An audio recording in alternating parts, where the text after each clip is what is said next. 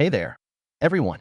Before I share this powerful story, I'd really appreciate it if you'd hit that subscribe button on my channel. I'm constantly posting real-life stories and important life lessons, hoping to shed light on topics that often remain hidden. Today's story is emotional and shocking, showing that even the most ordinary-looking families can hide dark secrets behind closed doors. Let's begin. Emily woke up in a hospital bed with a blurry sense of reality. The rhythmic beep of monitors felt distant, and the smell of disinfectant hung in the air. Nurses hustled through the corridor, their rubber-soled shoes squeaking on the polished floor. It took Emily a few moments to realize she was in the critical care unit, though she had no memory of how she ended up here. She was only 12 years old and had never spent a night in a hospital, let alone the ICU. A soft glow from the overhead lamp illuminated the cramped space. A nurse, who introduced herself as Miss Davis, came in to check on Emily's vitals. She offered a reassuring smile, but the look in her eyes hinted at deeper concern.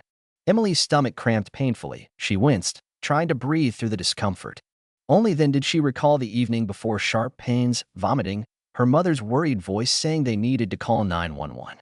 Emily's mother, Jennifer, was just outside the room, her tone agitated as she spoke to someone. Every so often, her voice would break, and Emily caught fragments like, "Please explain these tests again, and this cannot be correct." The short, tense phrases did nothing to ease Emily's rising sense of dread. When the door finally opened, Jennifer stepped in. She wore a worn-out sweater and had dark circles under her eyes. Emily had never seen her mother look so shaken, and it made the girl's stomach twist with anxiety. Jennifer approached her daughter's bed and gently brushed her hair aside. "Sweetie, how are you feeling?" she asked in a hushed tone. "Sore." "I don't really know," Emily whispered. Her throat was parched, and the words came out ragged. The nurse took that as a cue to offer Emily a sip of water. Soon after, a doctor in a white coat walked in, briefly scanning a chart on a tablet he carried. He introduced himself as Dr. Harris, explaining he was in charge of pediatric cases in the unit. Emily noticed the guarded expression on his face, some mixture of compassion and hesitation that made her heartbeat quicken. "Emily," he said gently, "we ran some tests last night and need to discuss the results. But first, how's your pain right now?" She managed a faint shrug. "Better than before, but still hurts," she mumbled, pressing a hand to her lower abdomen. The doctor nodded, though his gaze shifted to Jennifer for a moment. "Okay, we'll be checking on you regularly. There's nothing to worry about right now. I'm going to speak with your mother for a bit, all right?" Emily watched as Dr. Harris and Jennifer stepped into the hallway. She heard muffled voices, no distinct words, but the tone was tense. Moments later, her mother's voice, once calm and reassuring, cracked into fearful exclamations. Emily wondered what on earth could be so terrible that it reduced Jennifer, who was always so strong, to quiet tears. A few minutes later, the door opened again. Jennifer returned, obviously struggling to keep herself composed. Honey," she began, trying to keep her voice from trembling. They're going to run more tests today. So you just rest. Don't worry." Even at 12, Emily sensed this was not a simple medical misdiagnosis or a random illness. She tried to piece things together, recalling how the EMTs looked at her oddly in the ambulance, how the nurse in the ER had given her that strange, sympathetic glance, and how her mother's anxiety had been escalating since last night. That evening, a second doctor, Dr. Morgan, a woman with a kind but serious face, came to check on Emily. "We want to be absolutely sure of what's going on," she said. "We'll do an ultrasound and some additional blood work. Then we'll have a clearer picture of why you've been in so much pain." Emily merely nodded.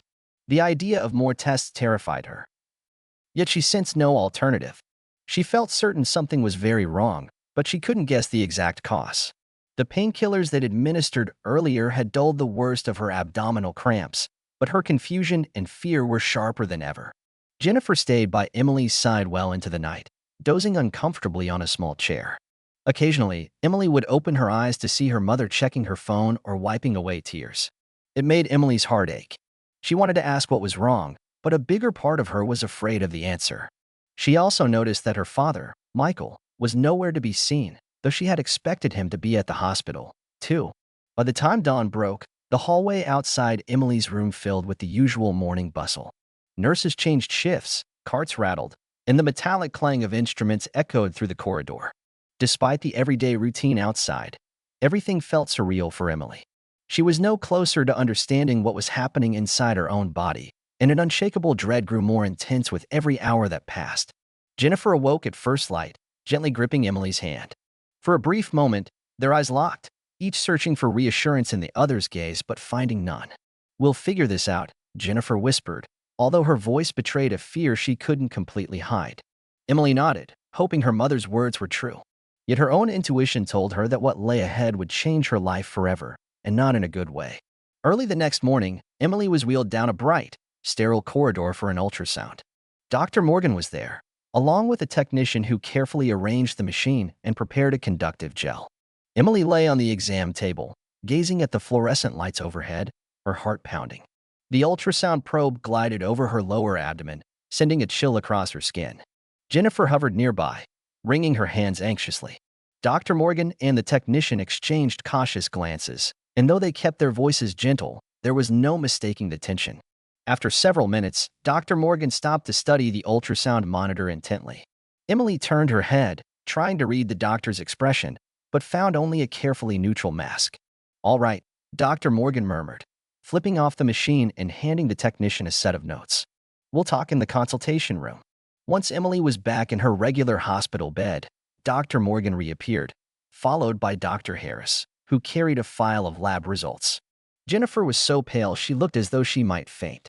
In a voice barely above a whisper, the doctors explained that Emily was pregnant and already several weeks along. Emily's first response was simple disbelief. She stared at Dr. Morgan, waiting for some clarification, some additional statement that it was all a misunderstanding. But the solemn looks on both doctors' faces told her this was real. A weight formed in Emily's chest, so heavy it felt like she might stop breathing. "Pregnant?" Jennifer's voice cracked. "That's impossible. She's just 12. There has to be some mistake." Dr. Morgan shook her head gently. "We repeated the tests to be sure. I'm so sorry, but the results are consistent.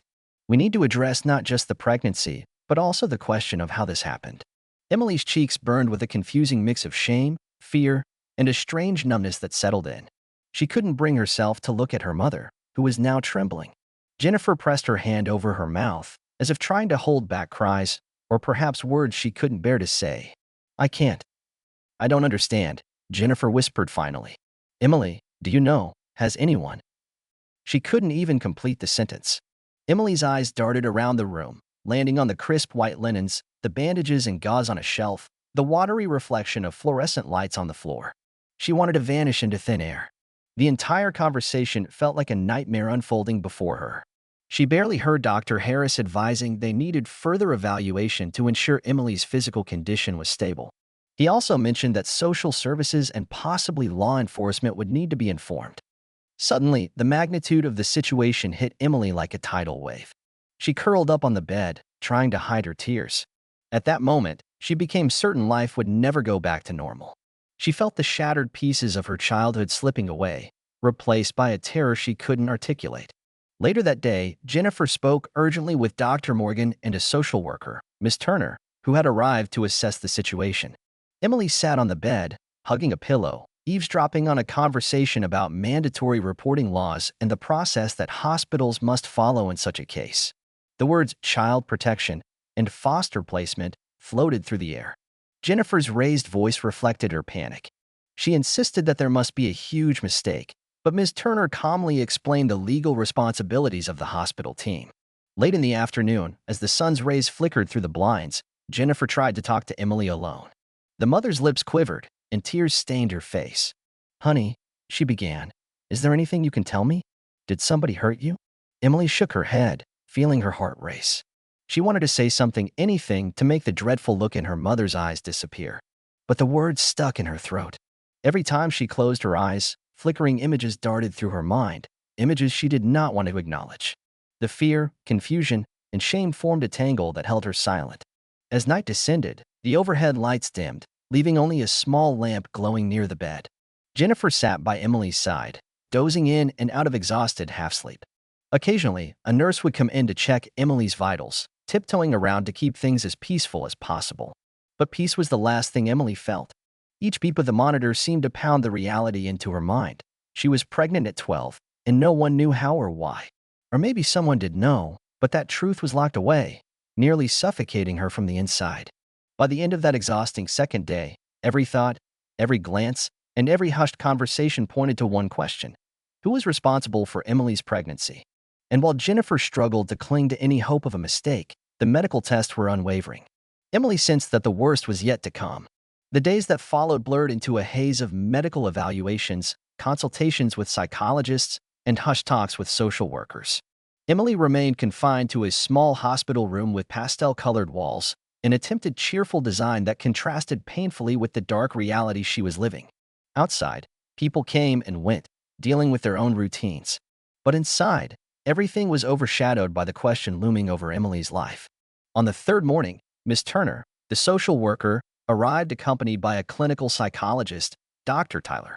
They asked Jennifer if they could have a private conversation with Emily. Overwhelmed but trying her best to cooperate, Jennifer stepped out. Dr. Tyler was warm, speaking in a low, calming voice as he pulled up a chair next to Emily's bed. "Emily," he said, "I'm here to support you. I know you're scared, but it's important we understand what happened. Can you tell me anything about who might have touched you in a way that made you uncomfortable?" The phrase made Emily's heart pound. She fixed her gaze on the cotton blanket draped over her legs, picking at loose threads. For months, she tried to convince herself that the disturbing incidents were just bad dreams, or that perhaps she had misunderstood. Yet now, with all these serious faces asking direct questions, it felt impossible to keep pretending. Ms. Turner added gently, "Emily, you're not in trouble. We're here to protect you. If someone hurt you, we need to stop them." Tears welled in Emily's eyes. She had no idea how to find the words for what she'd been through. She pictured her father, Michael, walking into her room late at night when her mother was on a double shift at the diner. She pictured the fear she felt each time, her heart pounding, her body tensing, the endless dread that it would happen again. She began shaking, her voice emerging in a barely audible whisper. I don't want to remember." Her shoulders trembled as Dr. Tyler and Ms. Turner waited quietly, letting her take her time. Finally, as though some dam inside her broke, she muttered, "It was my dad." The words hung in the room like a thunderclap. Ms. Turner's eyes brimmed with compassion, and Dr. Tyler placed a reassuring hand on Emily's arm. "Emily, I'm sorry," he said softly. "I know that must have been hard to say." She closed her eyes, tears streaming down her cheeks. She felt shame, terror, relief, and heartbreak all at once. Her father was supposed to protect her, not betray her in the worst way imaginable. But the secret was out now. Emily's world felt flipped inside out, yet she also sensed a tiny spark of hope that by revealing this truth, she might find safety. For the rest of the day, Ms. Turner was busy on the phone with Child Protective Services and law enforcement officials. Jennifer was brought in for questioning, her face pale as she listened to the allegations. Over and over, Jennifer repeated that she had no idea, no suspicions that Michael, her husband, could have done anything to their child. She seemed stunned, attempting to recall any warning signs but coming up empty. Meanwhile, Emily sank deeper into exhaustion. The dread she carried had metamorphosed into a hollow numbness. Nurses gave her medication to calm her frayed nerves, while Dr. Tyler scheduled further therapy sessions. Emily spent long hours staring at the white ceiling tiles, wishing she could simply dissolve into nothingness, and simultaneously feeling a quiet relief that she'd finally shared her nightmare with someone who wanted to help. By late afternoon, 2 detectives arrived to take preliminary statements. They stepped carefully, aware they were dealing with a minor in a delicate medical condition. Ms. Turner and Dr. Tyler were present during the conversation, ensuring Emily wasn't re-traumatized by too many questions. Emily answered in short, halting sentences, each one an emotional stab to her already broken sense of safety. When Jennifer sat down to speak with the detectives, her voice quivered. She insisted she'd noticed Michael becoming distant at home. He'd often retreated into the garage, citing stress from work, but she assumed it was just normal life tension. She never saw him act suspiciously toward Emily. She was often out of the house at night because her shifts at the diner sometimes ran until dawn. Realizing that these absences might have provided Michael the opportunity to harm Emily made Jennifer nearly break down in hysterics. Later that evening, hospital security was alerted that Michael was not permitted near Emily. A legal restraining order was in the works. The staff made quiet arrangements to ensure Emily's safety in case he tried to appear unexpectedly. Although no one knew where Michael was at that moment, Jennifer tried calling him, leaving frantic messages that alternated between pleas for an explanation and sobbing demands that he never return. He never picked up. That night felt both endless and suffocating for Emily. She tried to sleep, but nightmares jolted her awake every hour. The darkness of the hospital corridor beyond her half-closed door reminded her of all those nights at home, waiting anxiously for morning light, hoping she'd be safe another night. Yet here, there was at least the assurance of locked doors, watchful nurses, and Ms. Turner's vow that Emily was not alone anymore. The next morning, Emily woke to find that Ms. Turner had arranged for a child psychologist to visit regularly, ensuring Emily had ongoing support. Jennifer appeared shell-shocked but determined, clinging to her daughter's side. Together, they navigated a new reality of medical decisions, legal implications, and the unimaginable betrayal by the person who was supposed to be the head of their family. For Emily, every moment since her confession felt both terrifying and oddly liberating. The horrible secret no longer festered in her mind without hope. Now, at least, people believed her. Though she feared the future, she sensed that revealing the truth was the only way to break the silence that had trapped her. There was no going back, and she wasn't even sure she wanted to. In the midst of heartbreak, a faint glimmer of safety began to emerge, like a single beam of light cutting through a darkened room. By the fourth day in the hospital, tension had risen to a fever pitch. Local law enforcement had officially opened an investigation, and a detective named Officer Ramirez led the case. He stopped by Emily's room that morning with a gentle knock, asking Jennifer for a few minutes to speak with her and Miss Turner. Emily remained in bed, feeling her stomach twist at the sight of a police badge. Even though she'd already shared her story, having the police physically there made everything more concrete and scarier. Officer Ramirez explained the process, looking from Jennifer to Miss Turner. "We've put out an alert for Michael Harrison," he said, glancing at his notes. "Given Emily's statement, we'll be filing charges related to sexual assault of a minor. He's considered a wanted suspect now. Do you have any idea where he might go?" Jennifer shook her head, swallowing hard. "His phone is off. I tried texting, calling. He hasn't shown up at our house. My guess is he's in hiding." The officer's kind but firm tone reassured them that they'd do everything possible to protect Emily. He detailed the restraining order that was underway, ensuring Michael couldn't legally approach his daughter or Jennifer. Child Protective Services also took steps to confirm Emily's living arrangements post-discharge. The situation was like navigating an emotional minefield. Every official measure reminded Jennifer of just how drastically their lives had changed in a few days. That afternoon, Dr. Morgan revisited Emily to discuss her medical status. Despite her young age, the pregnancy was still there, and every day counted. A team of specialists, including an obstetrician, had been called in to evaluate the physical risks.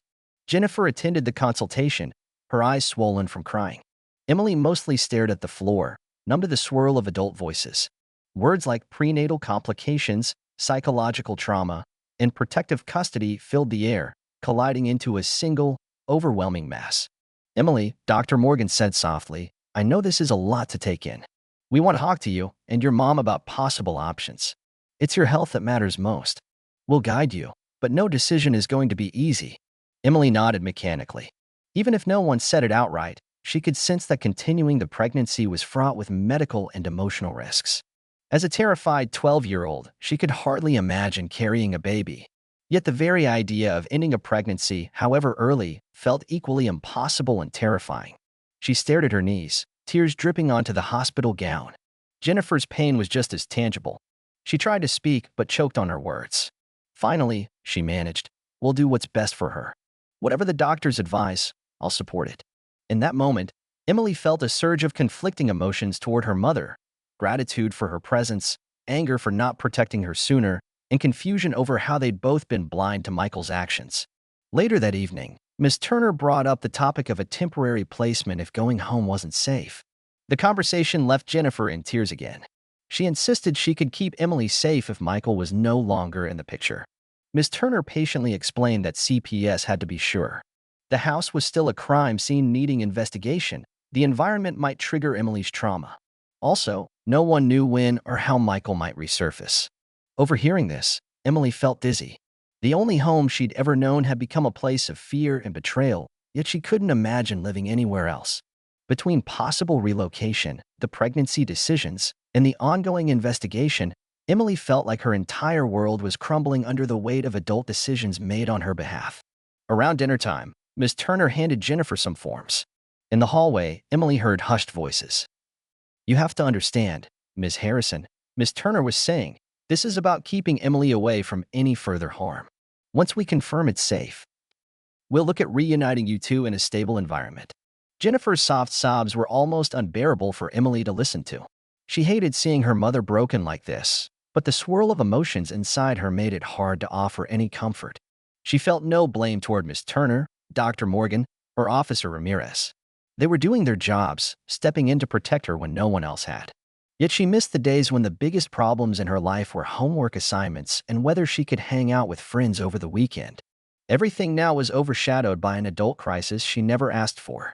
When night fell, Emily lay in bed, staring at the beeping monitors that had become her constant companions.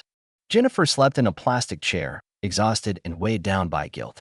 Emily tried to recall a time before this nightmare began. Birthday parties, family movie nights, the day she got her puppy, Max. Where did it all go so wrong?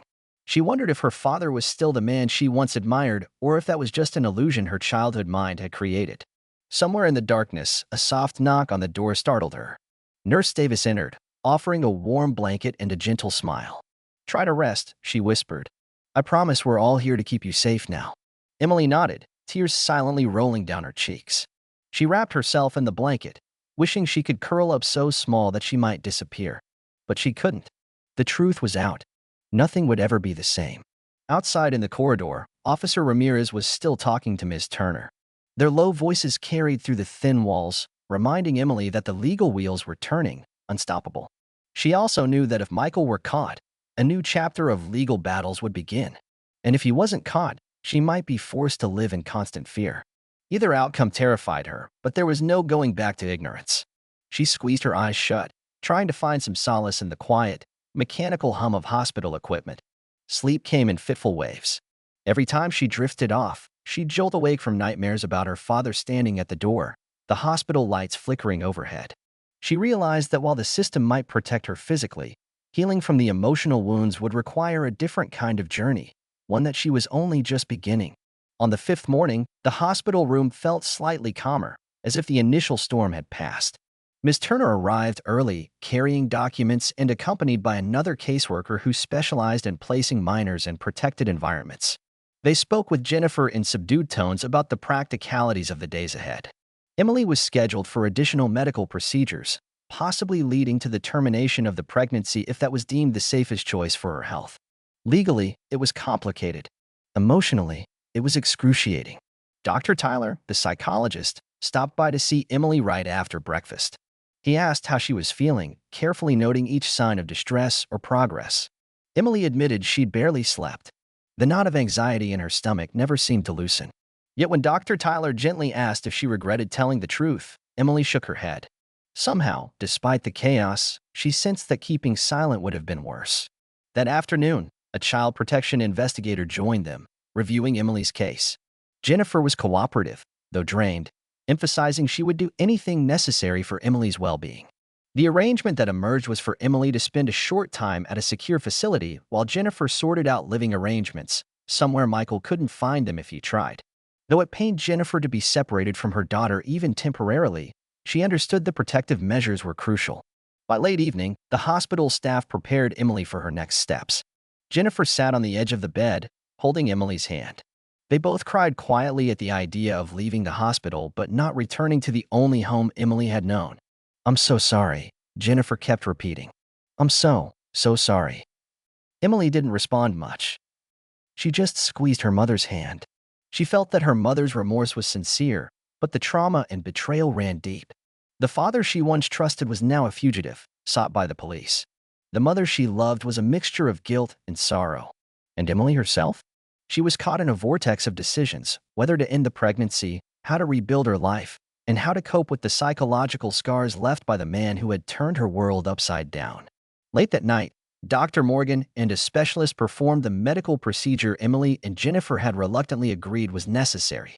Emily's physical condition, her young age, and the psychological toll all factored into this heartbreaking choice. The experience was surreal for Emily. She drifted in and out of a medicated haze, clinging to the fleeting thought that after this, maybe she could start to heal. Or at least, she hoped so. The next morning, as sunlight filtered through the window blinds, the tension in the air felt strangely lighter.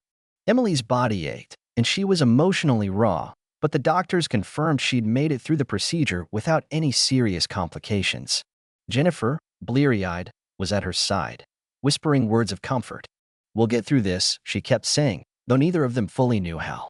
A social worker visited around noon, explaining the plan. Emily would be discharged into a specialized youth shelter for a short period, overseen by Child Protective Services. Jennifer would stay with a friend while she finalized the separation from Michael. The investigation continued, and Michael's face was on wanted bulletins across nearby states. When the time came for discharge, Emily felt numb. A part of her didn't want to leave the hospital. It had become the place where, for all its sterile walls and painful memories, she had felt protected. Even so, she understood the next step was inevitable. Dr. Tyler assured Emily they'd continue therapy sessions and that she wasn't being abandoned. Ms. Turner reaffirmed that her phone would always be on, day or night. As they left, Nurse Davis, the same nurse who had been kind to Emily from day one, gave her a gentle hug. "You're braver than you realize," she murmured. "Never forget that." Emily offered a shy nod, tears pricking at her eyes.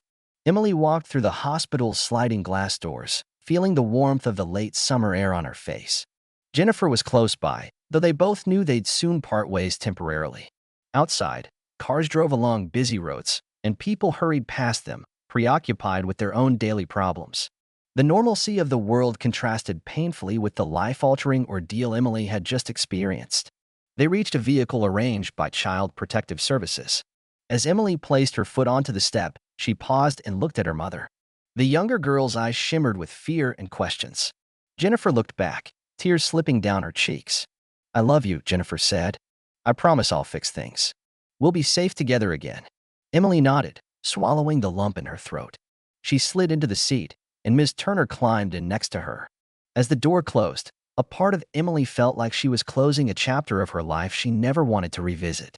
She understood it would take months, maybe years, of therapy, court proceedings, and internal healing to reclaim some sense of normalcy. But at least now, the darkness was no longer a secret she had to shoulder alone.